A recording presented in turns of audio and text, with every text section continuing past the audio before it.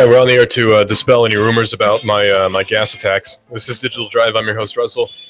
Show we talk about technology and quite a bit more. Somebody also has the headphones turned up way too freaking high. Oh my gosh. I walk in here and it's like my ears are going to blow off. My headphones are just... Anyway, so have you heard about Stuxnet? Stuxnet is the super advanced, mega cool computer virus that may or may not have been developed by the Israelis and the Americans in conjunction. Because if anyone ever told you that the Americans and the Israelis don't get along, they were lying. They're very big liars, and you shouldn't listen to them. But yeah, no, the Israelis and the Americans have been working together for quite a long time on different operations. Obviously, we helped them out with the Mossad and all that sort of cool stuff. Well, the Israelis are very much into surveillance, just as we are, perhaps even more so, if that's possible. And they have been developing, allegedly anyway, we can't prove it, but they have allegedly developed, along with our help, this new, cool, super advanced, mega neat virus called Stuxnet that was used to spy on Iranian nuclear facilities and their centrifuges, and actually may or may not have caused Iranian scientists to die. So, yeah, it's a little bit, well, I don't know how to describe that. It's a little bit shady, we'll put it that way.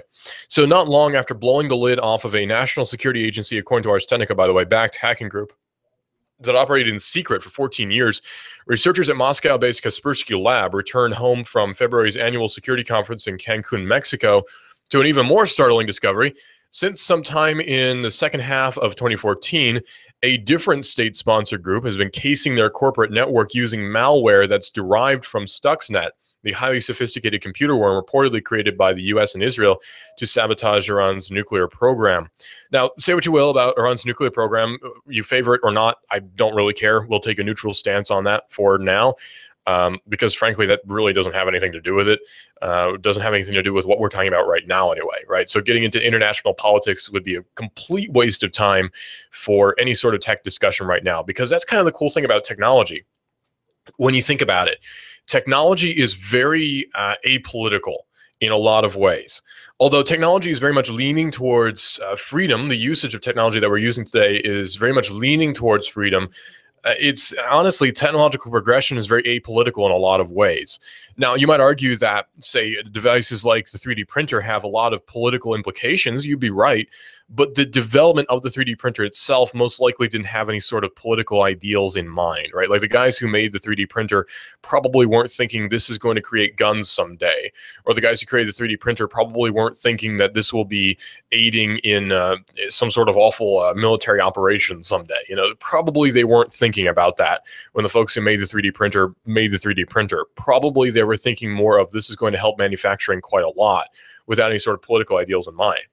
Well, some of the malware's stealth capabilities were unlike anything Kaspersky researchers had ever seen, and in many respects, the malware was more advanced than the malicious programs developed by the NSA-tied Equation Group that Kaspersky just recently exposed. More intriguing still, Kaspersky antivirus products showed the same malware has infected one or more venues that hosted recent diplomatic negotiations the US and 5 other countries have convened with Iran over its nuclear program.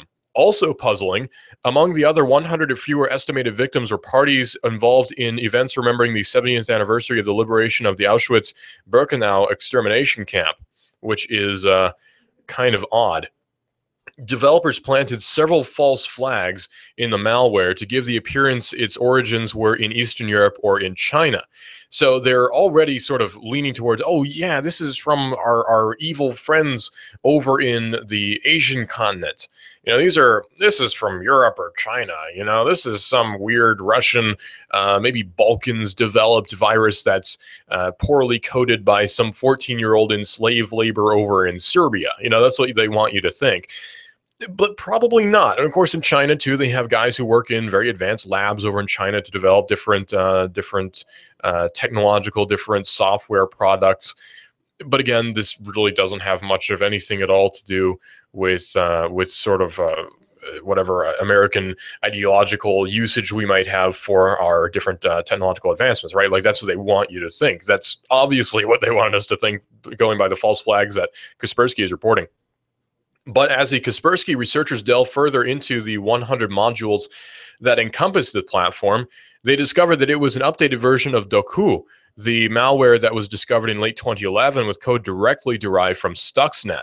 Now, again, Stuxnet was a very, very advanced malware program that was implanted into different software, or rather different computers that were at Iranian nuclear facilities and centrifuges and such, and may or may not have led to the deaths of a few Iranian nuclear scientists.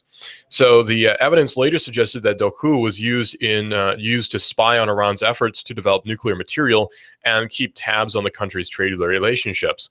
Doku's precise relation to Stuxnet remained a mystery when the group behind it went dark in 2012. Now, not only was it back with updated Stuxnet-derived malware that spied on Iran, it was also escalating its campaign with a brazen strike on Kaspersky. So we have what some are describing as the last island of safety kind of ruin. Now, Kaspersky is a rather reputable source, actually, for technological security, different sort of security analysis. Kaspersky is usually a source that I've trusted for quite a long time. Kaspersky Labs has been very good with all the different malware detection applications. Their antivirus software has been proven to be quite good in the past. So I've no qualms with Kaspersky. As people will say, well, they're from Russia. Obviously, they're bad. Well, okay, but that doesn't mean that every software program that comes out of the United States is directly tied to the military-industrial complex, right? Like, that's a ridiculous accusation, and so is the accusation that Kaspersky is somehow in league with the Russian government. They might be, but I don't know. You know, it's one of those things where it's like, well, if it comes from Russia, it's probably bad, and that tends to not be the case. Like, you see, like the AK-47 is not a bad weapon. It comes from Russia, and it was designed by Mr. Kalashnikov, but that doesn't mean it's a bad weapon, right? Same sort of deal. Well, we've seen this battle or arms race emerging, and now it involves some kind of confrontation between the security industry and nationwide sponsored spies, or rather nation-state-sponsored spies, says Vitaly Kamluk, a Kaspersky principal security researcher, to Ars Technica, saying, bringing this to the next level is a very alarming trend for us, because before people and organizations of all kinds could understand that the security solutions they were deploying can protect them, there was kind of an unspoken rule not to attack the security industry. But now we see they are stepping on this territory, and they're trying to step on our land, and they are trying to ruin the last island of safety for all these organizations and companies, which is very alarming for us. Because now this is a direct attack on the security industry, which you'd think would be sort of a no-go zone, right, for a lot of different reasons. Obviously, the most obvious one is that computer security is extremely important to both the governments and to the citizens of those governments. So it sort of should be a no-go zone, but for some reason it's not, because the United States government and the Israeli governments, and really any government, doesn't seem to care very much about morals or any sort of moral code, or keeping in mind any sort of ideals about ethics or anything like that. Governments don't care about morals or ethics, be it the Israeli government, the American government, the Russian government. Governments couldn't possibly have any care at all about ethics, otherwise they wouldn't exist. So Doku 2.0, as Kaspersky has dubbed the 2014 version, used at least one zero day in the Windows that Microsoft patched only Tuesday. It very possibly used two other Windows flaws that weren't publicly known or fixed by Microsoft until late last year, well after the attackers first penetrated Kaspersky's network. The infection originated in a computer used by a non-technical Kaspersky employee located in one of the company's satellite offices in the Asia-Pacific region. Company officials still don't know how precisely that machine was compromised, because the attackers wiped the browsing history and emails stored on the machine in the hours after researchers identified it as the attacker's entry point, which is funny because we've just now found out that wiping your browser history might actually be a crime. No, I'm not kidding. Wiping your browser history may or may not be a crime, depending on who you ask.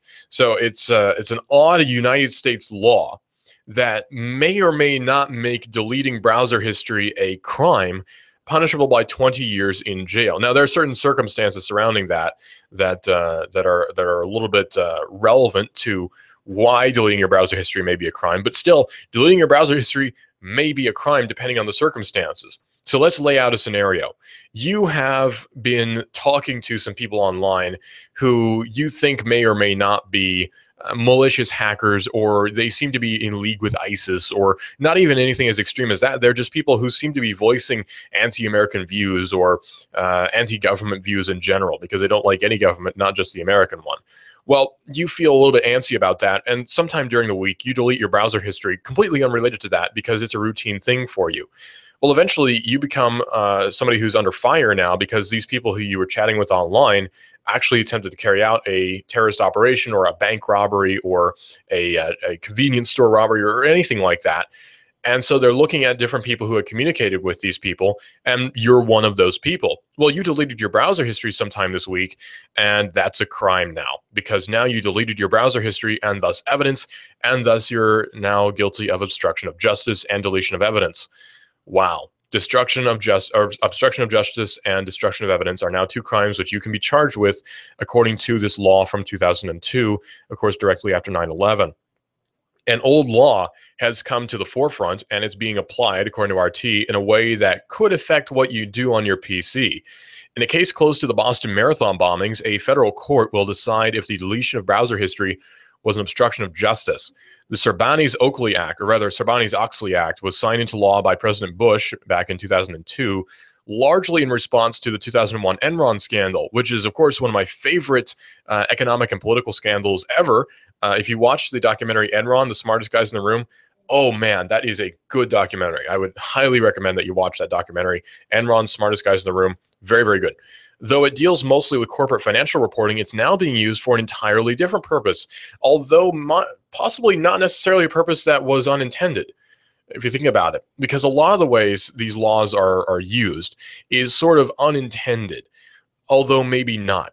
Okay, as an example, we have this new act, the Sarbanes-Oxley Act from 2002, which surely somebody analyzed that and thought, this could be applied to a lot of other things, and now it's being done. So this law, maybe by the people who voted for it, had no idea that this is how it would be used, but probably somebody somewhere who had a hand in writing this act knew that it could be used this way. So it's sort of an offhanded way of using it. The Mr. Matinov, whose first name I won't even try to pronounce because I don't want to disrespect a man by mispronouncing his first name horribly. Mr. Matinov is a former taxi driver and acquaintance of the Boston Marathon bombers, which in and of itself is not a crime.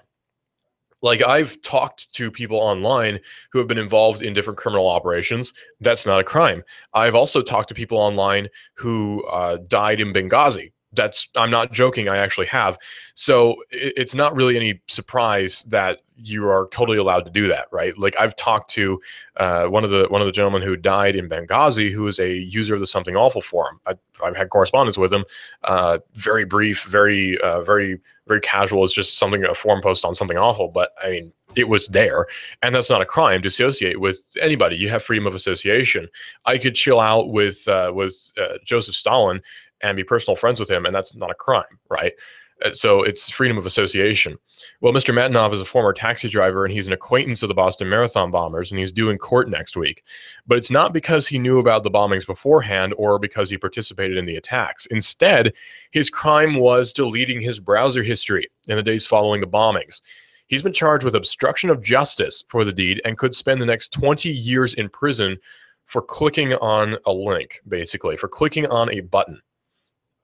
How hard is it to clear your browser history? Well, let's see. I have a computer right in front of me. So all you have to do, supposedly, is I'm using Opera. So I'll go up to the settings and then go to history, right? Control H is the shortcut, but I don't have the keyboard in front of me. And then all you have to do, clear browsing data. 2 clicks, 3 clicks, clear browsing data. It's that easy. 3 clicks, and I could be charged with a crime. That's 3 clicks from any web browser page. This is in the browser itself. 3 clicks. And now I could have committed a federal crime thanks to this new act, or actually old act, the Sarbanes-Oxley Act passed back in 2002. A grand jury indictment from May 29, 2014 states that Mr. Matinov deleted a large amount of information from his Google Chrome internet cache. And of course, Google Chrome is just as easy to delete different browser data as it is on Opera. So it's the same thing, if not easier, on Google Chrome. following the bombing, including references to the video of the suspected bombers, later identified as the Tsarnaevs, 2 of the photographs of the bombers released at approximately the same time, and a photograph of Officer Sean Collier, who had been allegedly killed by Yohar and Tamerlan Tsarnaev. Now, none of those things are a crime, except for under this very specific case where it actually is. See, so normally you wouldn't think that that's a crime. In fact, I've done exactly that same thing, is the funny thing. I used Google Chrome back in 2014, back when there was this particular thing in play, and we have a caller here. Caller, you're on the air. What's up? Hey, bringing up a great topic. Thanks. It's that simple as you have to show intent. And I'm going to give you an example. I was actually going to get to that. Let's say instead of clearing the browser out, he shredded papers or he threw papers in the trash. We're knowing that that information he threw out could help prosecutors prosecute these individuals. So do they have to prove intent? They do, yes. They do. Yeah, and I was just about to get to that. They have to prove intent, although the intent in this case is hanging on a thread, essentially. Well, then proving intent's not a very difficult thing. So what's the problem? Well, it shouldn't be a problem, except that we have a lot of different cases where, just as an example, there's a guy who, from the University of Tennessee, who hacked into Sarah Palin's email account, which is, I think the crime was, it was unauthorized use of an email account or something along those lines, which is a misdemeanor, but he deleted his browser history, so they upped it to a felony just by that act, proving intent. Good. If he broke into her email account, he should be in prison. Well, I agree, but it was a misdemeanor previously, and now it's a felony, so it's... Good. I think that should all be felonies. I think you hack into anybody's computer, it should be a felony. What's wrong with that? The problem... breaking into your house. Okay, no, I agree with that, but the problem is now we're running into a situation where, say, you know, I'm a journalist, so I delete my browser history a lot. In fact, I have it automatically set to do that, and I've looked at a lot of different stories and a lot of different documents, which some people might see me as in connection with some crime, but my browser history is deleted automatically.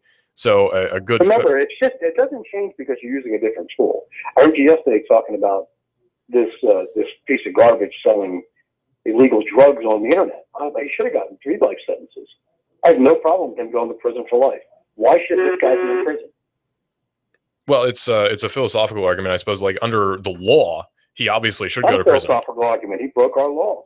He's selling drugs that are illegal in this country, and he's trying to skirt the law by doing it online. What's philosophical about that? Well, philosophically, I don't have any problem with selling drugs, but legally, obviously, it's a problem, is the thing. Well, philosophically, I don't have any problem shooting somebody that makes me mad. I can't do that because I'll go to prison. Right. You understand what I'm saying? Yeah, I understand completely. We could philosophize all day, but the guy broke the law. He knew he was breaking the law. He was skirting the law. He could have killed. It's no different than a cop confiscating drugs and selling it on the street. I mean, I know libertarians, or as I call them, liberal lunatics, think there should be no drug laws. But can you imagine no drug laws when you have these punks making candy out of heroin and selling it to kids to get them addicted? Come on. Well, that's a little bit... some common sense. Well, sure, there should be common sense, and that's that would probably fall under a different law, which would be assault or something along those lines. No, the liberal lunatics don't believe that. They think that, all drugs should be legal. Listen, I have no trouble with you doing what you want on your property. You want to grow marijuana, you want to shoot heroin, as long as it's on your property and you're not giving it to someone else. But the second you destroy... Let me give you an example. Cigarette manufacturers, they should be in prison, and they should be under the jurisdiction of the FDA because they're murderers. But for some reason, they're allowed to push poison. You could, yeah, I mean, you could argue it that way. Of course, it's illegal to sell cigarettes to anyone who's under 18. It doesn't matter. They're still murdering people. They're pushing poison. They're getting people addicted. They're brainwashing them through advertising. Okay, but under these, well, hold on. Under these circumstances, then the people who run McDonald's should go to prison too because it clogs your arteries and kills you. And people who make candy should go to prison because sugar kills you over time and all that sort of thing. It's the same exact thing. Prove to me that a McDonald's hamburger does that. Nobody's been able to do that. I hear all this baloney from people that agree with drugs and well, soon as eating chocolate, soon as drinking soda. I hear the opinions, but I've never seen the evidence. Well, the evidence is abuse of it over time, right? Like that's true of anything. Listen, when you put something in your belly, it disperses into several chemicals. The reason why people die of heart disease is because they're predisposed to it genetically. Not necessarily. No one's ever proven to me otherwise. I mean, there are cases of that, yeah. But if I went out and ate like 3 Big Macs a day, I would certainly gain weight and I'd probably die. You ever see a fat person in a casket? A fat person in a casket, yeah. I haven't. That's too much ass has been thin. All right, man. Thanks. Good show. Thank you. Yeah, so there's obviously differences of opinion on this, and I was actually just going to get to the intent bit, so I'm glad he beat me to that. The audience is smarter than the master. Oh, well. Well, a grand jury indictment from May 29th, 2014 states that Matinov deleted a large amount of history from his browser. Matinov is also facing 3 other counts stemming from allegations that he lied to investigators about his activities and relationship with the Tsarnaev brothers. Those carry a sentence of up to 8 years each. Although he maintains his innocence, Mr. Matinov pleaded guilty to all charges earlier this year, hoping that the U.S. District Judge will accept his plea agreement for a 30-month sentence. This is Digital Drive. I'm your host, Russell. We're going to get back to this in just a second here on Hot News Talk Radio. I want you to hear something first, though. This is a modern world. This is the modern world. What kind of fool do you think I am? You think I know nothing about You give us 12 minutes and 40 seconds, we'll give you Chattanooga and the world. News Talk 1240. Hi, this is your computer speaking. I don't feel so well. It's like I've come down with a bug, and I'm getting slower. Affordable Computers. We fix sick computers. Your hometown guys at Affordable Computers will repair your PC in half the time of the big boys at an affordable price. No tricks, no gimmicks, no computer speak technobabble. Just good, quick, and courteous affordable service and repairs. Want to affordably supercharge your PC? Affordable Computers on Highway 58. Affordable Computers hand builds all desktops in-house. If you're looking for a better-than-new refurb laptop, $150 will get you a Dell or another name brand at Affordable Computers. Affordable Computers, Highway 58, between Arby's and Taco Bell. Also Fort O, Battlefield Parkway, near Holcomb's. Affordable Computers, we service what we sell. Call 499-1975. That's 499-1975. Wow, this is amazing. I'm feeling great. Supercharged. Do you feel better outside your home or business than in? Indoor air quality is important. Mildew, mold, smoke, water, and rodent damage are prime causes of poor indoor air quality. Ducts, Indoor Air Professionals, better known as Duct Busters, cleans HVAC systems using 127 definable Duct Busters steps. Let Mark Thompson address the indoor air quality at your business to help reduce employee illnesses. Prevent fires by cleaning your dryer vents. Mark and his parents, Dick and Joan Thompson, have been building our local economy and helping local people with HVAC systems 16 years. Ducts, Indoor Air Professionals. Call 876-9907. 876-9907. Ducks. Call now. We've got a table here at Delia's in Saudi Daisy, ready to delight in a plate of authentic Mexican food. Delia's spreads a rich selection: loaded nachos, crazy chicken, homemade tamales, maybe the enchiladas with beef, chicken, pork, quesadillas. Every dish beautifully pictured on the menu to help us decide. Join us for lunch or dinner. We're at Delia's in Saudi Daisy on Dayton Pike near the Thrasher Light. Here's dinner. Delia's uses the freshest ingredients, cooked to perfection. Nachos, homemade. Delia's open every day except the Lord's Day. For lunch and dinner, treat yourself to Delia's genuine Mexican food. In Saudi, call 521-7145. That's 521-7145. You give us 12 minutes and 40 seconds, we'll give you Chattanooga and the world. News Talk 1240. You love your hometown. Are you interested in free markets, in local economy? Do you hope that Chattanooga can survive the next meltdown, the next chain of disasters in the national economy? What's the best way to live out the ideals of self-government and self-determination? Join me, David Toulis, weekdays 1 to 3. Hot News Talk 1240. Love your neighbor, buy local. You give us 12 minutes and 40 seconds, we'll give you Chattanooga and the world. Hot News Talk 1240. Fox News Radio. I'm Lilia Moo. Authorities are looking into hundreds of leads on 2 killers who escaped from an upstate New York prison. Searchers have warned residents to stay inside. The people who live here have been told to lock their doors. School for the day has been canceled. And for the past several hours, multiple helicopters have been hovering overhead. Fox's David Lee Miller. No comment from authorities on a local media report that residents here found what looked like a camping gear and belongings of the 2 fugitives, but sources close to the investigation do tell us that sniffer dogs have picked up the scent of the two men. A Northern Virginia teen has pled guilty to providing material support to a foreign terror group. 17-year-old Ali Amin faces up to 15 years in prison, and a measure allowing some court officials to refuse to perform gay marriage responsibilities because of their religious beliefs, now law in North Carolina. Fox News. We report, you decide. You give us 12 minutes and 40 seconds, we'll give you Chattanooga and the world. News Talk 1240. So we have a lot of examples of the government basically trying to screw people over. And that's nothing new, right? Like if you've actually read the news from the last 10, 20, 50, 100 years, you probably caught on that people like to do that in the federal government, mostly to make examples out of people. You'll notice that a lot. A lot of the time you'll see people who are prosecutors in the federal government, they're passing ridiculous laws and prosecuting people for them, only to make examples out of people, to scare other folks off from doing what they probably think is morally right, what they think is the correct and just thing to do in order to bring justice to people who are largely held unaccountable for their actions. You see this a lot.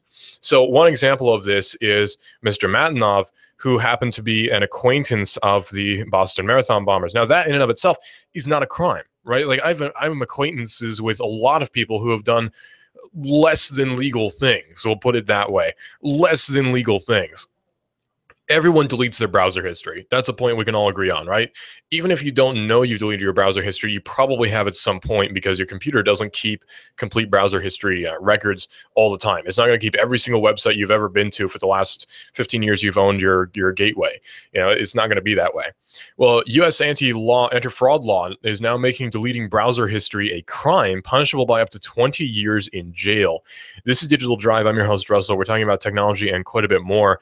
An old law has come to the forefront now, according to RT, where Mr. Matinov is a former taxi driver, and he was an acquaintance of the Boston Marathon bombers. Obviously, he can't really be that anymore because Tamerlan is deceased, and Johar is going to jail for a very long time.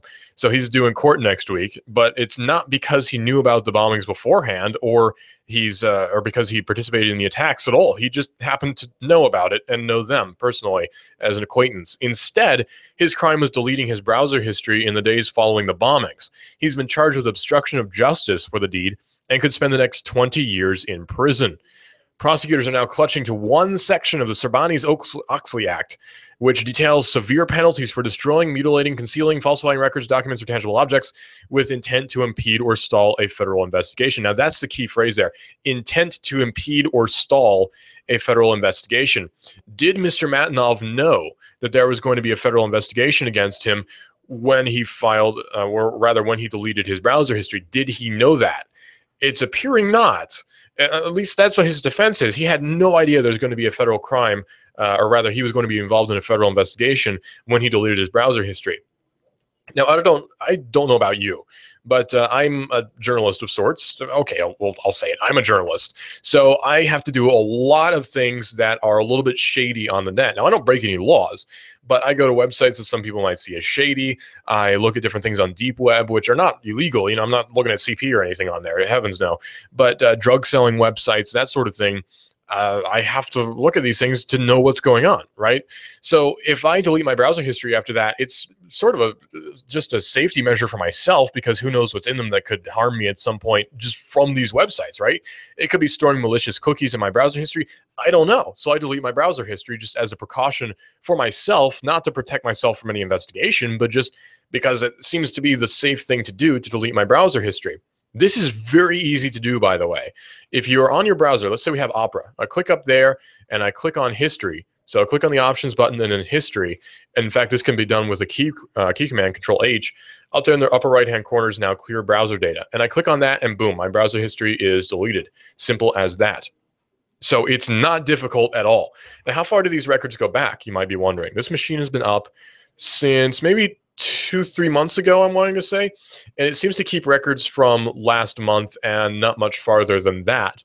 So it seems the browser will automatically delete history from anything older than a month ago.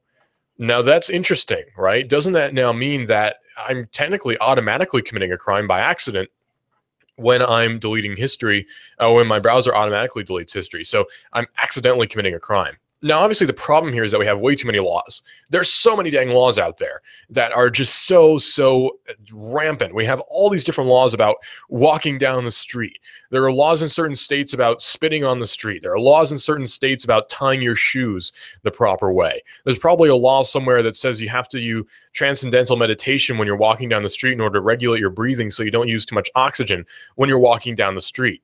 So there's so many different laws about just inane petty things that really shouldn't matter, but for some reason do.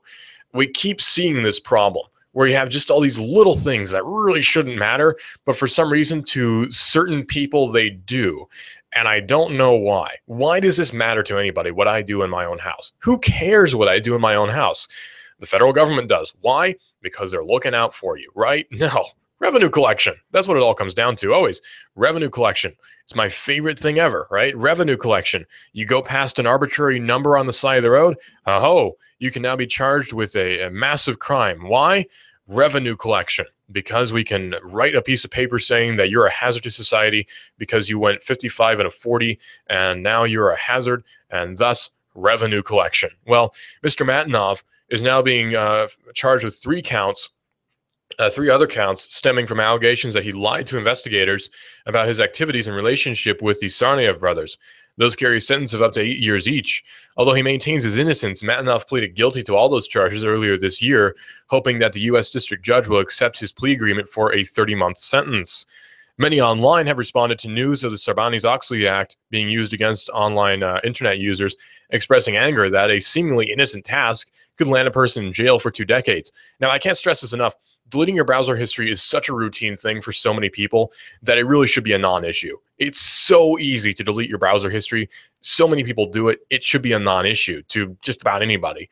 But of course, they have to prove intent. Can you prove that I deleted this browser history with the intent to stall an investigation? You have to prove that. Well, Willie on Twitter, I should say, says the Sarbanes-Oxley Act can be applied to people in private outside work for deleting browser history. For deleting this browser history, so simple, such an easy thing. The senior staff attorney for the Electronic Frontier Foundation, I should say that again, Electronic Frontier Foundation, Hani Fakhouri, says that Washington wants and believes that it's entitled to all online data for policing purposes. This is evidenced by things such as the Net Neutrality Acts that have been passed, the FCC claiming they have jurisdiction over the internet. It says, don't even think about deleting anything that might be harmful to you, because we, the government, may come after you at some point in the future for some unforeseen reason, and we want to be able to have access to that data. And if we don't have access to that data, we're going to slap an obstruction charge that has a 20-year maximum on you, Fakhouri told to The Nation. Others were quick to point out that the law only applies to those who knowingly delete data with intent to impede or stall federal investigation. But according to The Nation's Juliana DeVries, the law can be applied broadly because prosecutors do not have to show that the person deleting the evidence knew there's an investigation underway. So for all I know, there's a federal investigation against me right now. I mean, I know I have an FBI file. Come on, who doesn't, right? I know I have an FBI file. I can't tell you how I know that, but I know I have one. So it's no surprise that it would come as no surprise to me that there's a federal investigation out against me for something or another.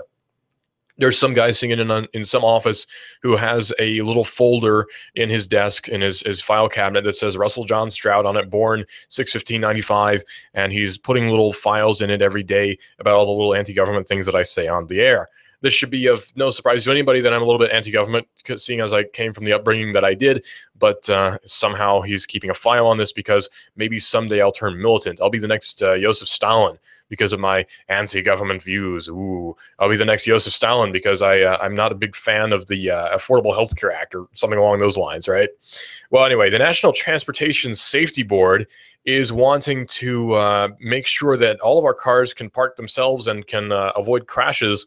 And actually, they want all cars to autonomously prevent collisions. Well, if you want a car that will not autonomously prevent collisions because you want to drive your car yourself, check out Automax, which is a car lot where top quality used cars are $2,000 less sometimes than other lots. It's an unpretentious little car lot just east of Central High on Highway 58. He has low overhead and no staff, and he does everything himself. Him and his wife do everything.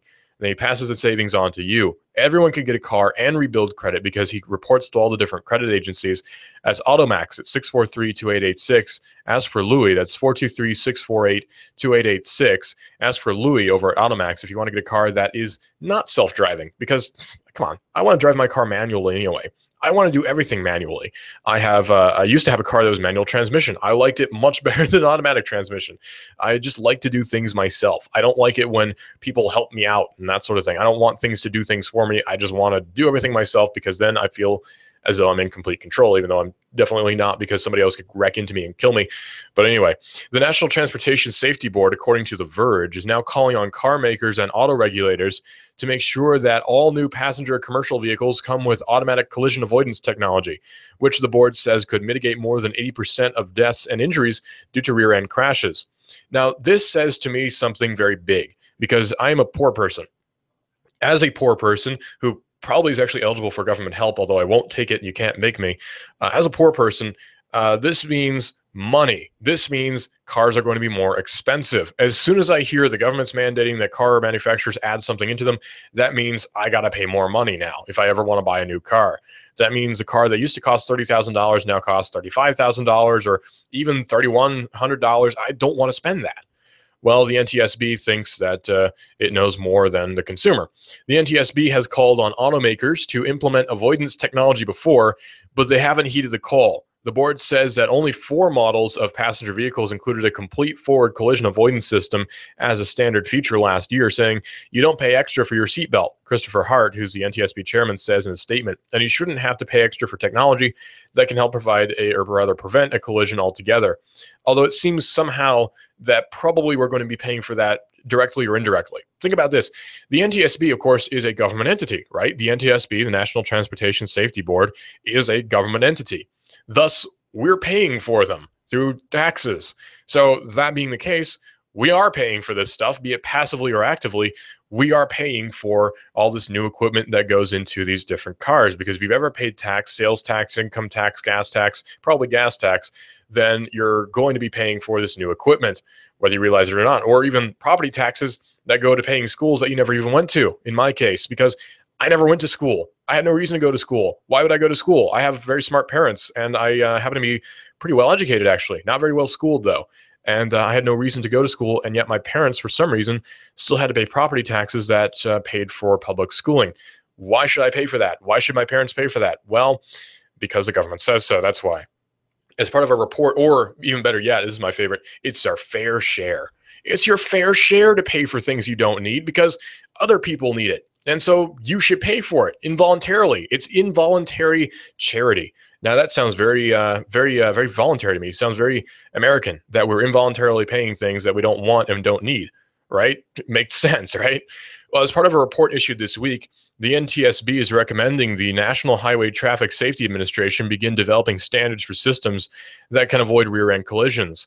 The board wants automakers to begin including collision warning systems immediately and to add in assisted braking and autonomous braking once standards are finalized. The NTSB's general vision of this system is that it might warn a driver as they're approaching a potential collision and need to brake, and begin braking for the driver if there's no response, and finally stop the car if necessary. What does all that say to me? It means there's a whole big new opportunity to hack into cars, right? I mean, think about it. It's been done before. It's easy, actually. Security researchers have hacked into cars numerous times before, especially ones that have automatic steering for automatic parking. You can hack into those and actually accelerate them and steer them remotely, wirelessly. So now if there's automatic braking systems, perhaps, pray tell, may we hack into these as well? Probably. So then that means that all these cars with all these cool new technological features could probably be hacked into, meaning that there's some kid down the street who's 14 and decided to download a script that can hack into cars within a mile radius, can make all the cars brake suddenly and cause all sorts of accidents all over the place, because people who have cars who are which have been made back in 2005 don't have automatic braking technology, and thus are going to smash into the cars which do. This raises all new problems that the NTSB is creating. While the NTSB recommendations sound like excellent suggestions, there's no immediate reason to believe they'll actually lead to any changes. As the board notes in apparent aggravation, it's made 12 recommendations in favor of implementing similar technology over the past 20 years since 1995, and not much has happened. This week, it's suggesting that regulators create incentives for automakers to implement these systems, which again, we'll have to pay for, such as by factoring collision avoidance systems into car safety ratings. These systems seem increasingly doable as automakers continue their research into autonomous driving tech, so we can hope these recommendations don't have to go on for another 20 years. It seems that the government is doing something which government loves to do, which is influencing the market. The government seems to think in their incredible wisdom that they can influence the market in some meaningful way. Instead of just having the automakers build what the automakers want to build, the best thing is for the government to tell us what we need, right? So then if we don't know that we need it, the government will tell us that we need it, and thus we can pay infinitely higher taxes in order to achieve that. Hooray! Well, the free market can fix it. Free market is probably going to fix it, whatever it is. That's the old libertarian mantra. That's the old anarcho-capitalist mantra that we all say as we're meditating with all the drugs that we bought online. The old mantra is the free market will fix it. The free market always fixes it, we say, as we buy our marijuana that we purchase from Silk Road. The free market will fix it and does. Well, Elon Musk is one of my favorite investors, one of my favorite inventors, one of my favorite entrepreneurs, one of my favorite capitalists. And he himself has designed and is working on building something called Hyperloop, which is actually being built in California next year.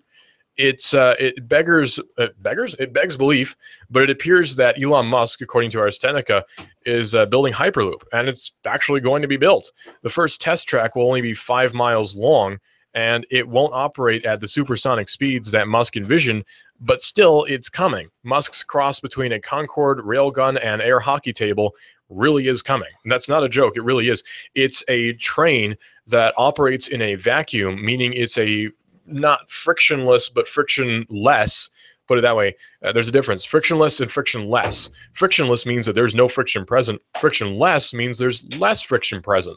So if it's operating in a vacuum, there's not going to be any atmospheric friction to cause slowdown. Thus, these different trains can operate several times faster than the speed of sound, although definitely not faster than the speed of light, which means you can get from point A to point B incredibly quickly. Back in January, Elon Musk said that he planned to build a Hyperloop test track, quote, soon, and that Texas was the leading candidate. Of course, curiously, nothing more has been said by Musk on the matter since. Then in February, Hyperloop Transport Technologies, or HTT, an organization that is unaffiliated with Musk, said that it had struck a deal to build a 5-mile Hyperloop in California. So hopefully 5 miles equates to about 5 seconds with this new technology. HTT is a research company that was founded soon after Musk's original Hyperloop thesis was published back in 2013.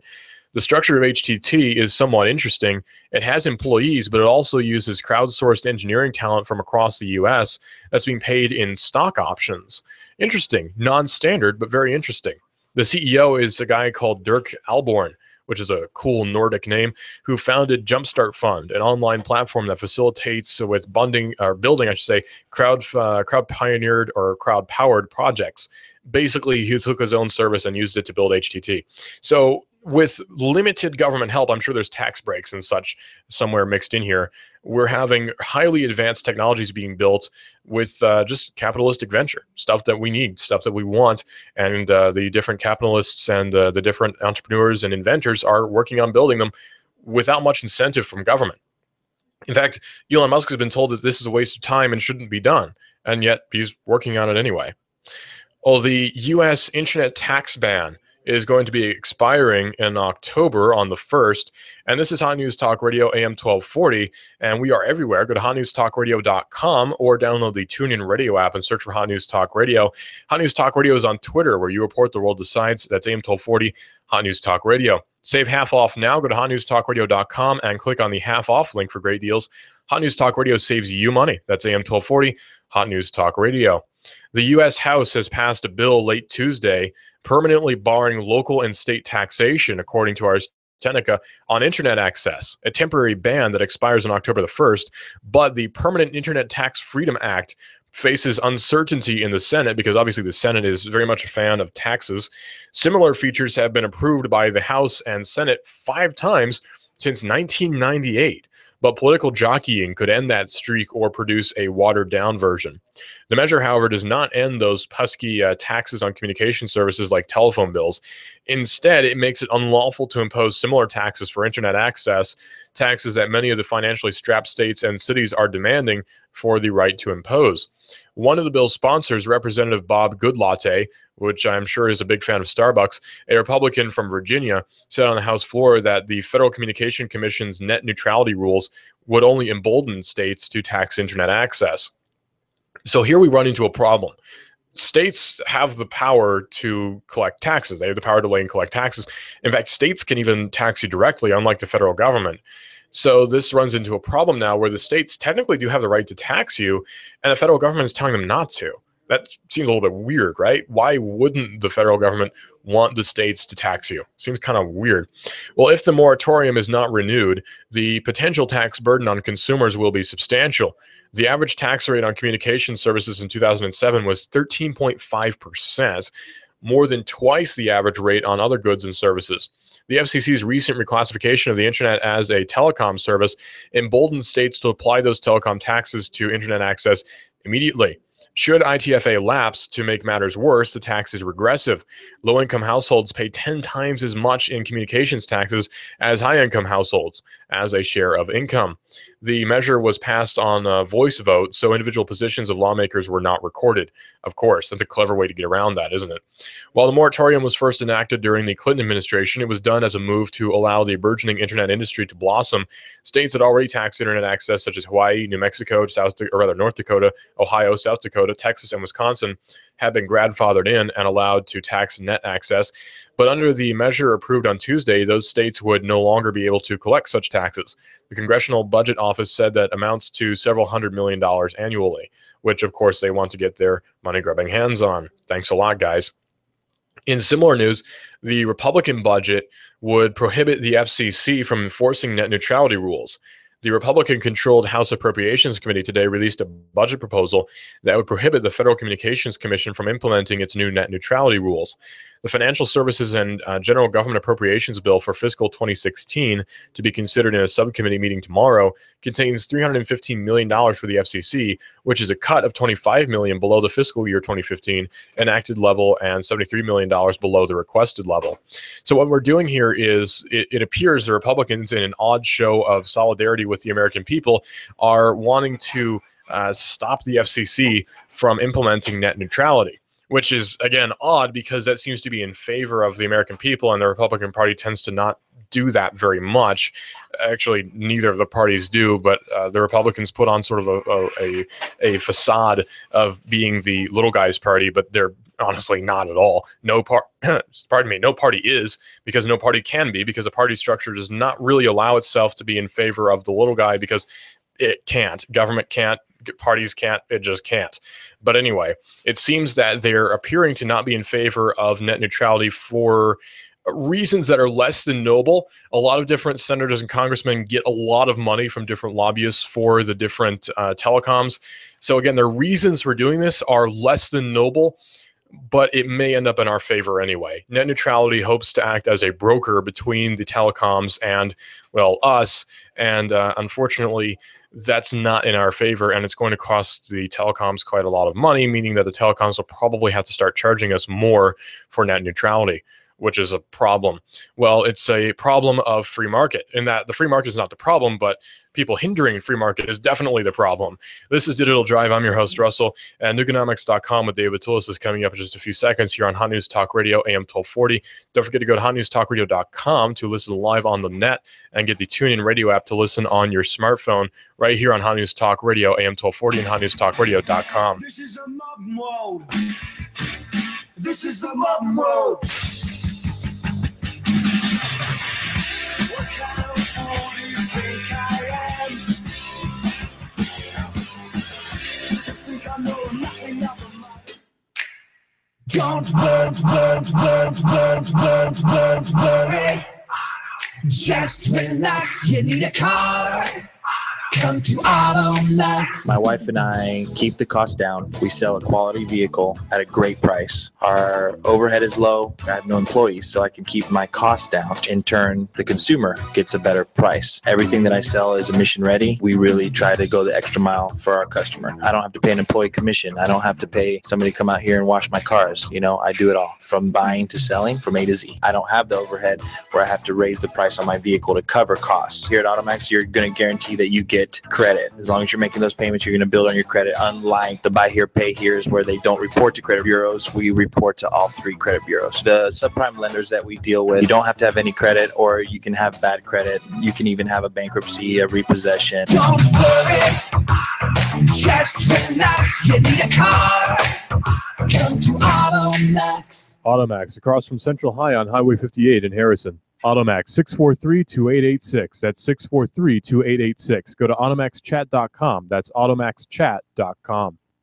Surgery does not have to be financially painful. Hi, I'm Surgical Dr. David Red, and I'd like to invite you to my walk-in surgery clinic in North Shore. Quick Surge brings you immediate relief from moles, skin tags, maybe a laceration. Quick Surge. You walk in, fill out a mini form, I numb the area I'll treat, and before you know it, you're on your way home. Do I take insurance? No, because I take cash customers. I have super low and fixed prices. Credit card, check, or cash. Uninsured? Member of the working financially disadvantaged? Choose Quick Surge. I publish prices online. No murk, just sunshine. Hassle-free, pain-free. Love the idea of a personal relationship with a doctor? Drop in with a nasty cut from work. Quick Surge. I'll take care of you. Quick Surge in the Public Center on the North Shore. No insurance hassles with Quick Surge. The national medical system is dysfunctional, overpriced, very alienating. I'm part of the solution, and so are you. Come on home. QuickSurge.com. QuickSurg. Relief. Are you calling me Yeller? Them's is fighting words. Being called yellow, not a compliment. Yellow, the international symbol for caution. Yellow. You certainly wouldn't want to eat yellow snow. Yuck. We typically avoid yellow. So why would you put your hard-earned money into an outdated, expensive, slower yellow page? Or even trust their advice? Especially when your hard-earned advertising dollars could go much further, earning you greater profits, using the multifaceted resources and expertise of Chattanooga Web Services. You want real results for your advertising dollars. The local Chattanooga media experts, Chattanooga Web Services, will help your business grow, utilizing diversified media resources that's affordable to you, whether it involves the internet's World Wide Web, video, audio, or modern-day print. So don't get sucked into the yellow folks trying to upsell you into spending even more money as it ventures into a territory unfamiliar to them, the internet. Call Chattanooga Web Services, 424-3373. That's 424-3373. Or go to ChattanoogaWebServices.com, ChattanoogaWebServices.com. When my brother and I opened the First Jets Pizza, we believed if we made the best pizza, customers would find us. So we made fresh dough each day, used fresh toppings, and premium mozzarella cheese. 300 plus stores later, we still do. Try Jet's famous 8-corner pizza with premium mozzarella cheese and one